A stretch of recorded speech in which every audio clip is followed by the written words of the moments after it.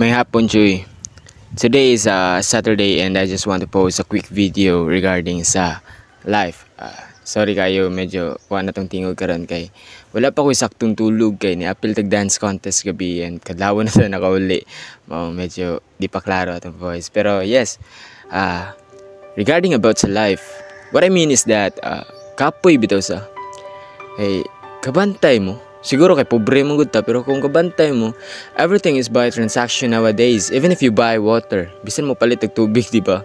Kinahanglan patang mubayad, yan piso ra pa inighulog na to baler kung gamaya kayo, igor ra pang tutunlan.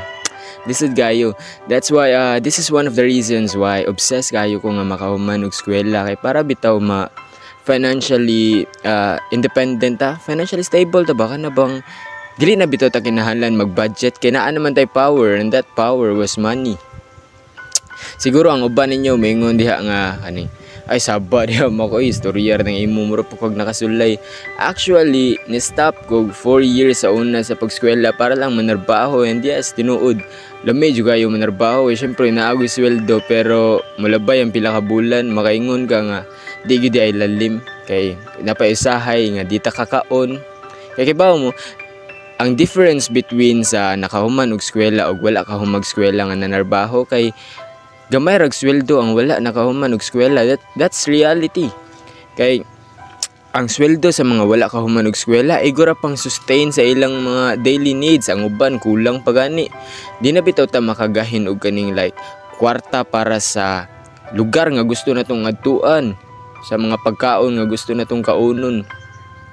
Ang uban siguro maingon niyo diri nga kaning ay dili lagi mak depende lagi na sa diskarte o tinuod man pud noona depende pud na sa diskarte. Pero kung makaunahon na magani ka nga mohunog kag eskwela kay mo diskarte ka, make sure nga pareho kag mindset nilang Mark Zuckerberg, nilang Jack Ma, nilang Elon Musk. Pero kung di man gani ka pareho mindset nila, ayo na lang patuga oy padayon na lang yung eskwela, laban ra kay kibaw mo kanang diploma manggod nga makuha na to iniguman na to eskwela maura na ang pinaka-asset, pinaka-kusgan nga weapon nga panglaban nato sa life.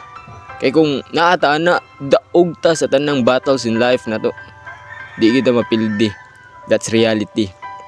Nakoy paborito nga panultion bitaw. Pero mini siya ginabalik-balik sa aning usa sa mga pinaka-paborito na kong maestra. Maybe disappointed yapon siya na ako karon kay about atong sa last video nga akong gi-post, pero love gyud mo gid na ako siya. Dire na ako i-mention ang ngalan kay syempre kailan mo siya daan ako. Kani mo ni yang ginabalik-balik nga panultion. Kapoy now, or let's say agwanta now, hayahay later. Tinuod man na. Agwanta lang kita. Makahuman ra tag eskwela, bahalag unsa ka kapoy, laban ra kita. Makahuman ra tag eskwela.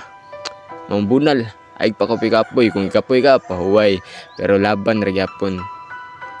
Di ka pwede mundang. Peace out.